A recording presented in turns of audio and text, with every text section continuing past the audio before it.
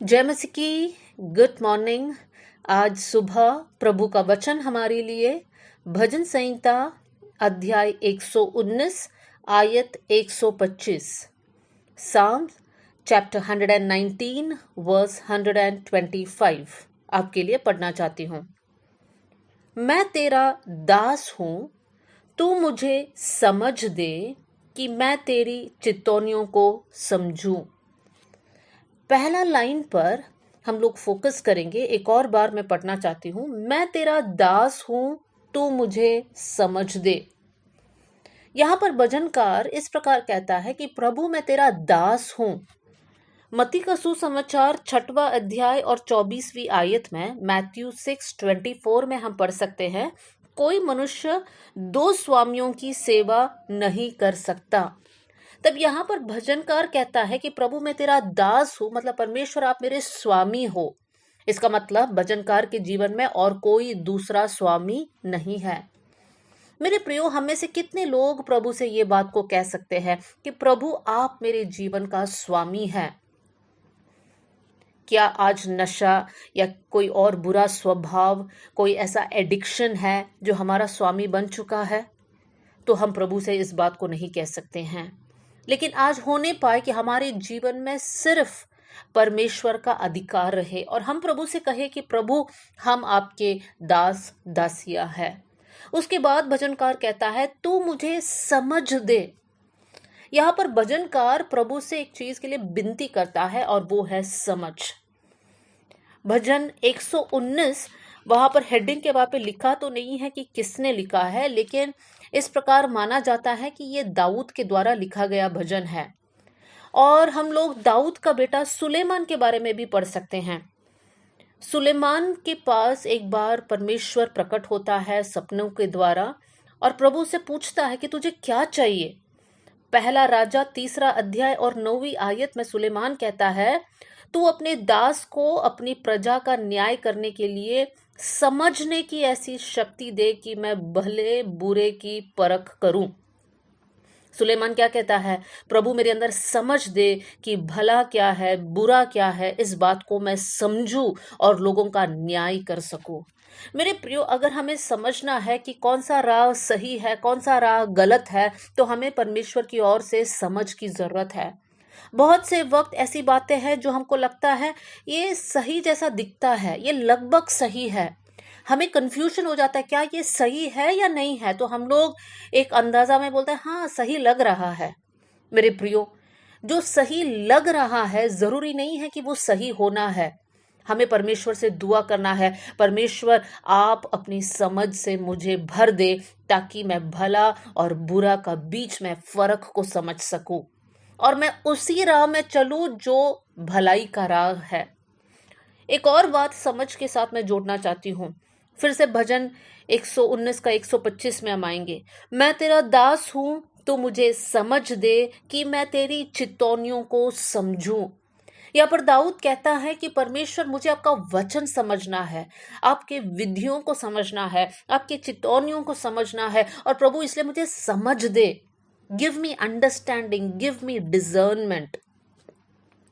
हम लोग हमारे ध्यान को लूका के सुसमाचार में लेकर जाएंगे। लूका का सुसमाचार 24वीं अध्याय में हम लोग पढ़ सकते हैं।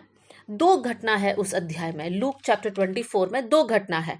एक है जब इमाउस के मार्ग पर लोग चल रहे थे, उस समय पर यीशु उनके साथ साथ चलने लगा और वो लोग जो है यीशु के मृत्यु के बारे में बात कर रहे हैं कि यीशु के साथ जो हुआ और कौन कौन सी घटना हुई, यीशु मसीह अच्छा पुरुष था, ये सारी बातें हो रही हैं और उनको ये नहीं पता कि यीशु उनके साथ साथ चल रहा है और उनसे बात कर रहा है। और उसके बाद वो लोग यीशु मसीह को अपने घर में बुला लेते हैं और 24वीं अध्याय 30वीं आयत में हम पढ़ सकते हैं, जब वो उनके साथ भोजन करने के लिए बैठा तो उसने रोटी लेकर धन्यवाद किया और उसे तोड़कर उनको देने लगा। तब उनकी आंखें खुल गई और उन्होंने उसे पहचान लिया। देखिए, यहाँ पर कुछ लोग हैं, उनके अंदर ये समझ नहीं था कि जो हमारे साथ चल रहे हैं वो यीशु मसीह हैं, लेकिन उनकी आंखों को खोलने की जरूरत था। यहाँ पर प्रभु ने उनकी आंखों को खोल दिया और वो लोग बातों को समझ लिया। मेरे प्रियो, हमारे जीवन में भी हम प्रभु की उपस्थिति को महसूस नहीं कर पा रहे क्योंकि हमारे अंदर समझ नहीं है। बहुत से वक्त प्रभु हमारे जीवन में कार्य करता है, लेकिन हम लोग को लगता है प्रभु कार्य क्यों नहीं कर रहा है। आज हमें ये दुआ करना है कि प्रभु तेरी समझ से मुझे भर दे। उसके बाद दूसरी एक और घटना है, 36वीं आयत से लेकर वर्स 36 से लेकर यीशु का चेलों को दिखाई देना। अब यीशु मसीह अपने आप को चेलों के सामने प्रकट करता है। वहां पर चेले भी विश्वास नहीं करते हैं। और उसके बाद वर्स 45 में, लूका 24 का 45 में, लूक 24 वर्स 45 में हम पढ़ते हैं, तब उसने पवित्र शास्त्र बूझने के लिए उनकी समझ खोल दी। यहाँ पर चेले हैं, जब यीशु मसीह प्रकट हो गया तो वो लोग इस बात को ऐसे समझ रहे कि ये कोई भूत है। यीशु मसीह को वो लोग समझ नहीं पाए, पहचान नहीं पाए। और फिर वचन में लिखा है कि उनकी समझ को खोल दिया गया। तब वो लोग समझ गए कि ये यीशु मसीह है। कितनी दुख की बात है, यीशु मसीह अपने आप को प्रकट किया और चेले सोच रहे ये भूत है। मेरे प्रियो, हमारे जीवन में भी बहुत से वक्त कुछ विषयों के लिए हम प्रार्थना करते हैं, हमको जवाब जैसे हम चाहते हैं हमको नहीं मिलता है।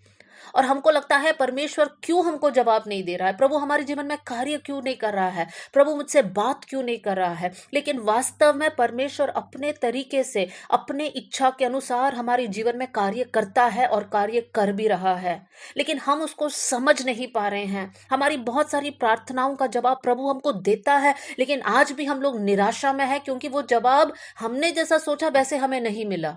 लेकिन मेरे प्रियो, आज हम लोग प्रार्थना करेंगे, प्रभु हमारी समझ को खोल दे ताकि आपकी अद्भुत कार्यों को हम समझ पाए, आपकी विधियों को, आपके वचन को, आपके चितौनियों को हम समझ पाए। आइए हम लोग प्रार्थना करें। स्वर्गीय पिता, आज का वचन के लिए धन्यवाद करते हैं। प्रभु मैं दुआ करती हूँ, प्रभु जितने भाई बहन ये वचन को सुन रहे हैं प्रभु जी, हम सबके अंदर आपकी समझ से भर दे प्रभु जी।